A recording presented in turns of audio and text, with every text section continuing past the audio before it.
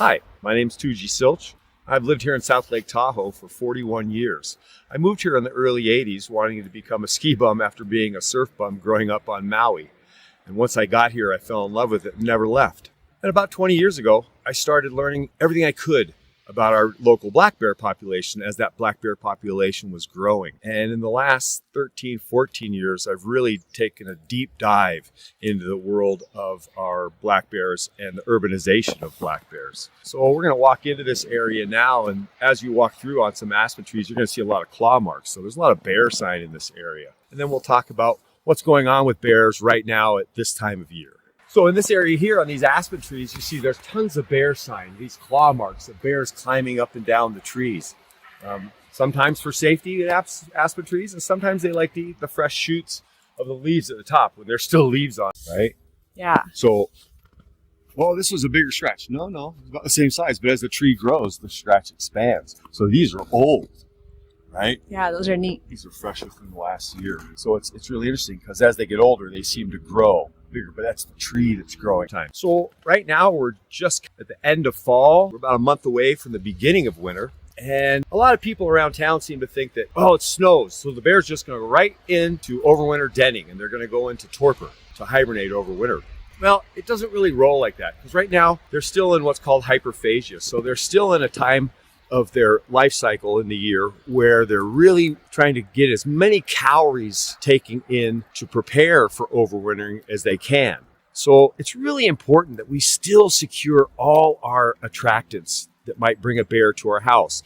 Trash, pet foods, bird feeders. We really need to be cognizant of not having wildlife being allowed to access those kind of things. We want them to go into torpor overwinter. Now, most of our local bears start their overwinter hibernation period about end of November throughout December. But because in this urban environment, they have access to human food sources, i.e. trash, dumpsters not locked, trash left outside on the curb, if they have access to food, they'll still continue to eat. So actually some of our local urbanized black bears, they don't even go into full torpor overwinter and they'll feed continually throughout the winter because we provide them access to food.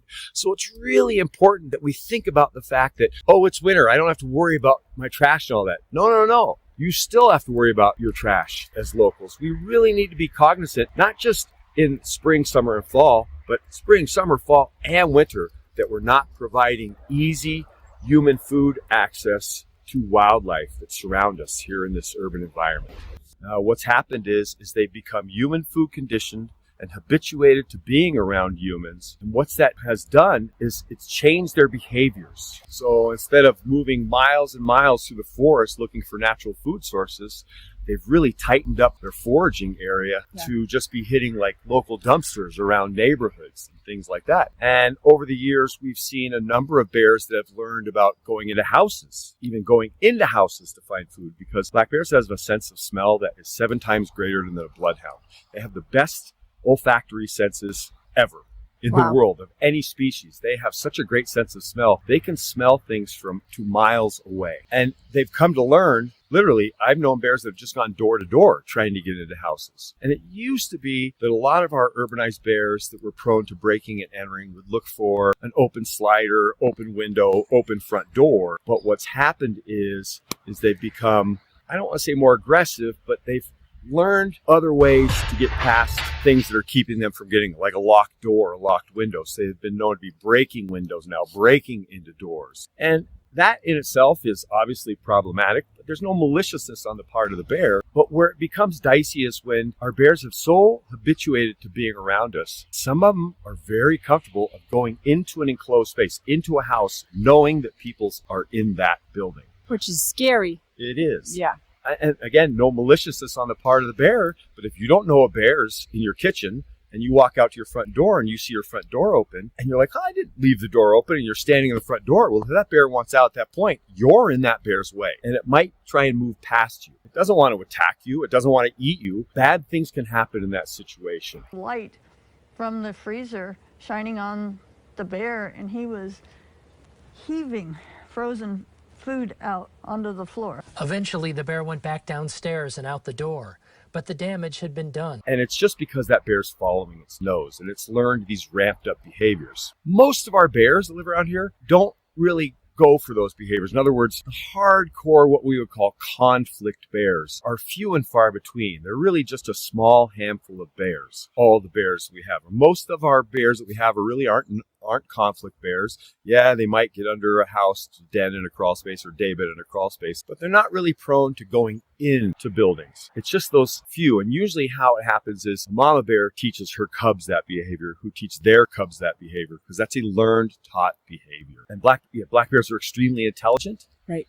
They're highly adaptable, and they're opportunistic feeders that can be broad variety of food sources. And what's happened is because they learn to rely on our human food sources, mainly our trash, they've kind of started to forget how to spend most of their time foraging for natural foods because it's so much easier. And our food is so much higher in calories and has a lot of bad stuff in it. There's a lot of things in our food that they would never get in their food in a natural environment. Sugar, growth hormones that we give beef and poultry and pork animals to get bigger so they have more meat. Right. And these things are having a physiological effect on these bears. Our urbanized bears tend to be 25% larger than their wildland cousins. Their teeth rot out faster because of all the sugar in our food. And they've completely changed their lifestyle. Very comfortable with being around other bears. When in a wildland environment, they wouldn't tolerate other bears so much if food sources were scarce. But there's so much food here in this urban environment. And there's so many bears that there's no issue for finding mates either. The other physiological changes is we're seeing consistently black bears having 2 to 3 cubs as opposed to 1 to 2 cubs. Here in the High Sierra, naturally, black bears would generally have 1 to 2 cubs, all based on environmental conditions. Black bears have their cubs every 2 years. So over winter, naturally in our environment, we have an unending source of natural black bear dens around us. But what's happened is our urbanized black bears have become reliant because they've learned it on crawl spaces and under buildings and under decks because it's much, much more protected from the weather and the cold and all those things. I mean, people always ask me, I've had people say to me, well, maybe we should build little bear condos in the forest. No, we don't need to do that. There's tons of natural denning sites. For instance, as you turn the camera around, we're looking at this big pile of willows right here. Now, as the snow builds up, the snow will build over the top of those willows. In the middle of those willows would be a perfect spot to have a black bear's den for overwinter, naturally. So they don't need a bear condo. You know, some people think, well, they have to have a cave. And no. Black bears, they may den in a cave. That's not a rule. Some black bears have been known to den at the base of a tree. They just let the snow pile up on top. They're pretty resilient, but they've learned that some houses they get under, there's heat ducting they can break apart, and they got a heater blowing them on them all winter. And again, black bears are extremely intelligent. They remember those things. So when I get a call to get a black bear out from under a house, I do it for the property owner on the condition that they're going to seal that space up so no bear can get back under that crawl space again. But I really know I'm kicking the can down the road because that bear is going to go half a block down and find another crawl space to get under. They probably have 3 or 4 or 5 or 6 each of them they know of, and they know how to find them. And kind of once they learn about that, they shy away from denning in natural sites. Right. And how many bears do you have to evacuate, I guess, a year? It depends. I usually do around, on average, about 30 evictions a year, getting bears out from under houses. And to the end of December and into January, that becomes really dicey because I have to be very careful because I cannot move a black bear sow that will soon be giving birth. I have to know exactly what bear I'm moving. In other words, I have to know that it's either a male, or I have to know if it's a female, that it is a female with yearling cubs, because it's not unsafe to evict a sow with yearling cubs. They'll be perfectly fine in the open environment. They'll go find another place to live. I've had families that I've had to evict a number of times in a single winter from different properties, and they figure it out. It's what I really worry about is not evicting a sow that's about to give birth to cubs. So generally after January 1st, I'm very leery about doing evictions. I have to be 100% positive that that's not a sow about to give birth within the next month. What happens to the sow? Like if she's about to give birth, like why can't you move her? Well, because after January 1st, she's going to be giving birth in about 4 weeks, 4 to 5 weeks. At that point, if you evicted her and she only had that much time to find a new denning spot and she wasn't able to find a new denning spot, that could mean a death penalty on those cubs. And it's just something we don't do. We have to be very safe. We really have to know what we're doing. And so if I find a bear under a house, I'm asked to get it out, and I can't, beyond a shadow of a doubt, know that it's not a female that's about to give birth, and I'm not going to evict it.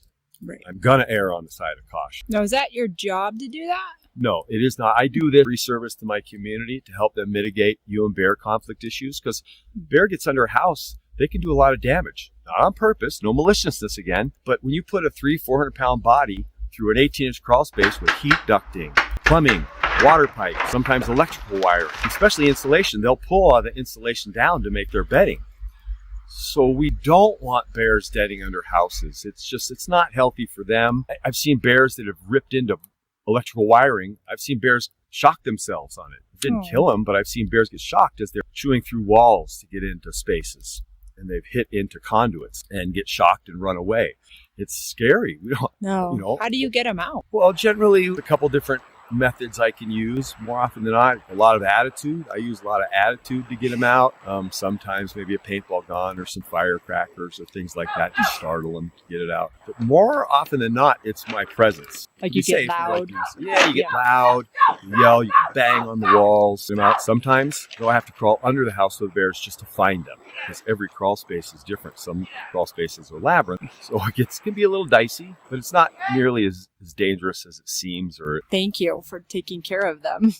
Another thing that you really should think about, not just spring, summer, and fall, but even in winter, is wildlife moving across roadways. Not just bears. Bears can be active in the wintertime, so you might encounter a bear running across the road in the wintertime. Animals like coyotes, bobcats, raccoons, all those animals are active throughout the whole winter. They don't den like bears do. So they're active 52 weeks a year. So it's really important here in this urban wildland interface that we live in that we pay attention when we're driving on the roadways. Watch our speed and always be looking ahead of you. We really need to think about that when we're driving around here. And just be as safe as you can. So please pay attention while you're on the roadway all times of year here.